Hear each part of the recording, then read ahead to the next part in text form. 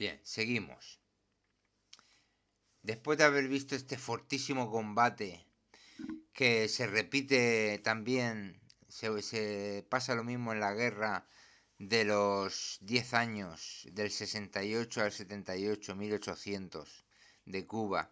La temeridad de las tropas españolas que hasta que no son 3 veces superiores no dudan en no atacar. Es decir, aunque sean 3 veces superiores, atacan los españoles.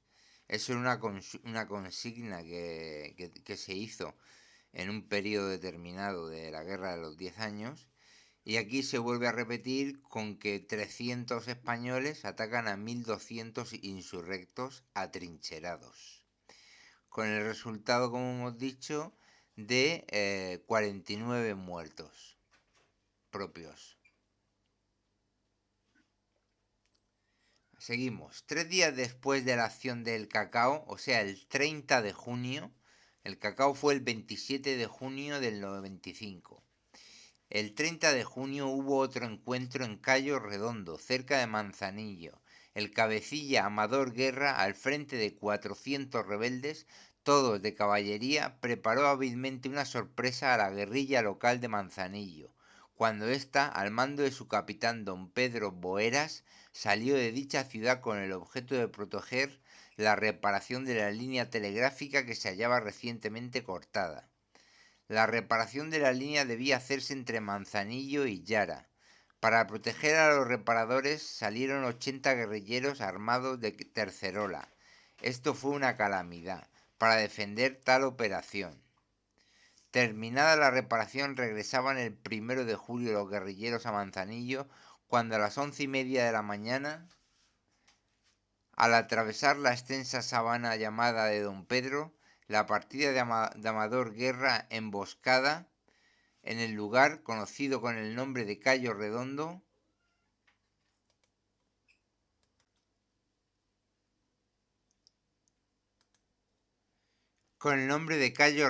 hizo una descarga cerrada y al momento, sin dar tiempo a que los guerrilleros se rehicieran de la sorpresa, cargaron los insurgentes a la voz de Al Machete, envolviéndolos por completo. Al ser sorprendida la guerrilla por la caballería rebelde, el capitán y demás oficiales, con gran serenidad, mandaron hacer alto a la fuerza y rodilla en tierra ordenaron que el fuego fuese por descargas cerradas, pero no lograron que esta manera de defenderse surtiera sus efectos, porque la tercerola no es arma adecuada para la defensa y formación del cuadro. El combate fue muy reñido y sangriento, pues desde el primer momento se entabló cuerpo a cuerpo. Los guerrilleros se defendían como héroes, no obstante la inferioridad numérica y lo deficiente del armamento para sostener las cargas de la caballería. Al perderse el orden, oyóse la voz de «Al monte, muchachos», dada por el capitán Boeras, pero aquel se hallaba a alguna distancia para ganarlo a pie, y ya muchos de los guerrilleros habían sucumbido o se hallaban heridos. Otros se batían desesperadamente sin atender a nada, y todos huían buscando el lugar donde parapetarse para vender caras sus vidas. Unos 6 guerrilleros lograron refugiarse en el callo del monte más próximo, continuando desde allí la defensa. Apercibido el cabecilla Amador Guerra del fuego que desde allí le hacían los guerrilleros, dirigióse con unos 14 jinetes al callo y les intimó la rendición, pero los guerrilleros estaban resueltos a morir antes que rendirse. De los 6 refugiados, una había muerto, 2 estaban heridos, mas la defensa continuaba. El cabecilla, vista la tenacidad de aquellos valientes, mandó tomar a viva fuerza la colina, pero en aquel mismo instante bajó el brazo derecho y dejó caer el machete. Una bala de los guerrilleros le había herido de gravedad atravesándole el vientre. El enemigo se retiró. Entonces el corneta, que era uno de los guerrilleros que ganaron el callo, tocó llamada y solo acudieron 9 guerrilleros, todos heridos de gravedad. Se repitió 2 veces más el toque, y no acudiendo nadie, emprendieron la marcha a Manzanillo por dentro del monte. De la suerte cabida a los soldados de la guerrilla, solo diremos que 20 murieron en el campo donde tuvo lugar el encuentro. 15 quedaron heridos, otros se refugiaron en Manzanillo y unos 20 fueron hechos prisioneros. Del enemigo murieron el cabecilla y 14 rebeldes, teniendo además muchos heridos. Entretanto, la concentración de los insurgentes se efectuaba con pasmosa actividad. Bueno, de nuevo hemos visto otro combate fuerte, ¿eh? 20 murieron en el campo donde tuvo lugar el encuentro, esta emboscada muy numerosa con caballería, y para ser 80 murieron pocos. 15 quedaron heridos, otros en Manzanillo y 20 presos.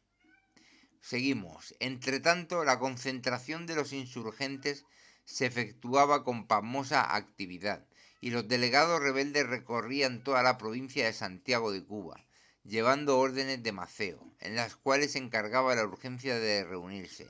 Dicha concentración no tenía el carácter de la anterior, en la cual se mandaba a reunir las pequeñas partidas a las mayores, pero siempre dentro de sus respectivas jurisdicciones, persiguiendo el fin de constituir núcleos de fuerzas mayores para la resistencia y aún en determinados casos para los ataques, sino que era concentración general de todos los territorios, jurisdicciones y zonas insurreccionadas. El punto donde habían de concentrarse era en la jurisdicción de Bayamo. De los puestos anteriormente, bueno, el combate que hemos visto era Cayo Redondo, emboscada en Cayo Redondo.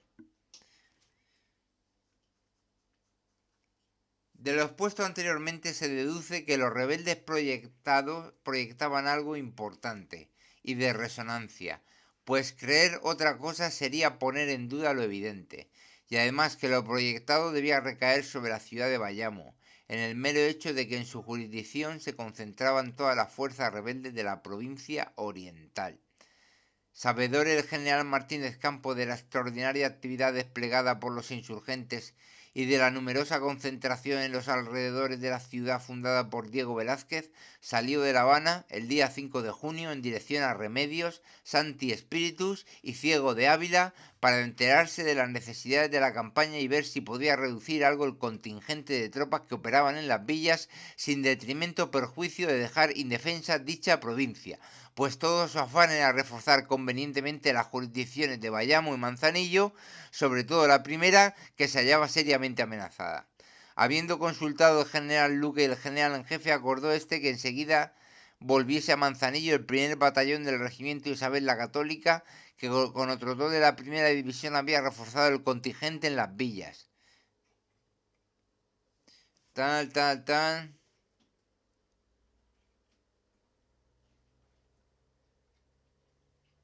Bueno, aquí ya lo dejo. Hemos visto el de Cayo Redondo. Y ahora vamos a ver la ciudad de Bayamo.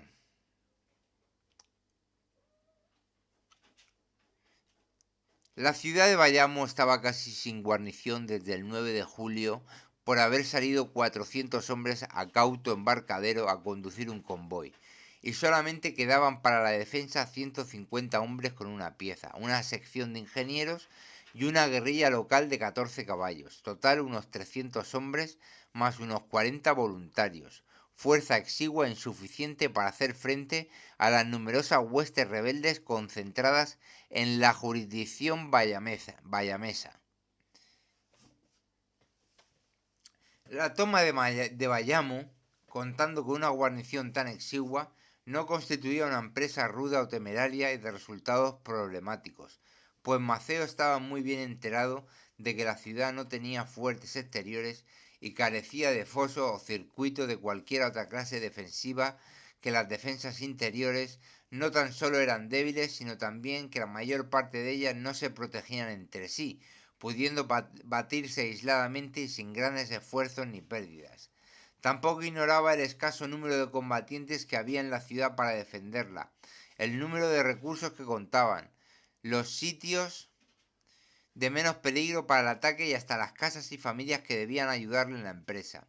Y comprendiendo la gran trascendencia, la importancia suma y el gran efecto que había de producir en los Estados Unidos el hecho, y deseando levantar el espíritu revolucionario de la isla por una causa tan innoble como criminal, decidió atacarla inmediatamente, pero apostando sus fuerzas para interceptar el camino de Manzanillo, vía la más expedita por donde podían recibir auxilio los sitiados en Bayamo, Esta versión nos parece la más lógica, la más racional y la más adecuada para explicar los demás hechos que después se realizaron.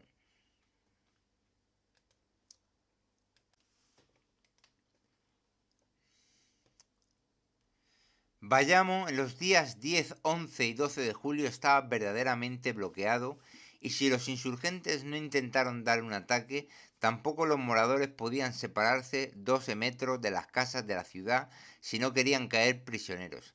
La situación era muy crítica. Los insurgentes recorrían las afueras de la población desfilando en grandes columnas, ora se presentaban formando un círculo que envolvía todo el perímetro de la ciudad, ora simulaban marchas, ataques y maniobras. El día 12 por la mañana, pero muy temprano, el comandante militar de Bayamo, coronel señor Vara de Rey, tuvo una confidencia reservada, pero de un crédito innegable, en la cual se le participaba que aquella misma noche habíase decidido Maceo tomar la ciudad atacándola simultáneamente por todos aquellos puntos más vulnerables. El señor Vara de Rey, que no ignoraba lo graves y críticas que eran las circunstancias, se propuso hacer una resistencia decidida y tenaz y a no ceder un palmo de terreno, disponiéndose la pequeña guarnición a vender caras sus vidas. Tomó algunas disposiciones las cuales al momento fueron unánimemente aceptadas. Las fuerzas de la guarnición, aunque escasas, los voluntarios y aún muchos paisanos, todos estaban animados del mejor espíritu, nadie pensaba más que en pelear. Pero la noche fue triste, de intranquilidad, de inquietud y de zozobra, para todos. La vigilancia fue exquisita. Las luces del alumbrado público se apagaron como medida precautoria para que los rebeldes no hicieran blanco, caso de disparar sus armas, y esperaban la hora del ataque. Hubiera sido probable, caso de haberlo intentado, la posibilidad de que la ciudad de Bayamo fuera incendiada y reducida a cenizas la mayor parte de ella, como sucedió en la guerra del 68. Pero también se abrigaba la creencia de que la tentativa pudiera costarle cara al enemigo. Sin embargo, pasó la noche con esa incertidumbre y malestar precursores de las calamidades y desgracias, sin disparar un tiro. El anunciado ataque quedaba suspendido, mas no abandonado, porque las circunstancias variaron tan pronto como Maceo recibió confidencias por un espía que llegó de Manzanillo al campamento aquella misma noche. Supo el cabecilla por el confidente que el general Martínez Campo había salido de Manzanillo acompañado de una pequeña columna compuesta de 300 hombres en dirección a Bayamo. Maceo entonces acordó primeramente atacar al general con la confianza de coparlo y después dar el ataque suspendido a la ciudad de Bayamo. Los periódicos yanquis y los filibusteros que se editan en dicha república, como bien enterados de las frases pronunciadas por los cabecillas, aseguran que dijo Maceo cuando le avisaron se dirigía a Bayamo solamente con 300 hombres. Copemos al general Martínez Campos que luego será mucho más fácil tomar a Bayamo. Y si no, siempre valdrá ese golpe por 100 Bayamos, lo menos.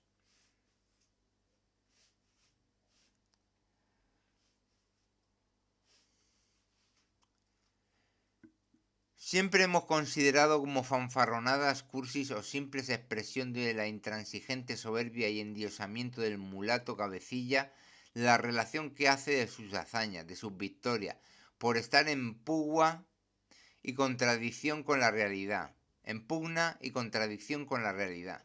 Sin embargo, en el caso presente en que la obcecación de un general o militar afortunado le facilitaba una ocasión propicia para dar un golpe de efecto y de gran resonancia no tan solo en América sino también en la culta Europa, creemos que lo dicho por el pontífice máximo de la etiópica raza no era una jactancia de las acostumbradas en su vulgar y altanero lenguaje, una ilusión forjada en la mente del cabecilla, una utopía irrealizable, un medio de excitar la admiración y la simpatía de los jingoes de los Estados Unidos de Norteamérica, sino al contrario, constituía una presunción que debía traducirse en realidad.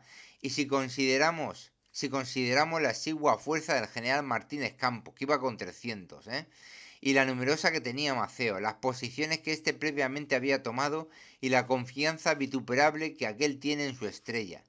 La topografía especial del terreno, desde los potreros Valenzuela y Solís hasta los montes de Peralejo, debía infundir alientos aún al más pesimista.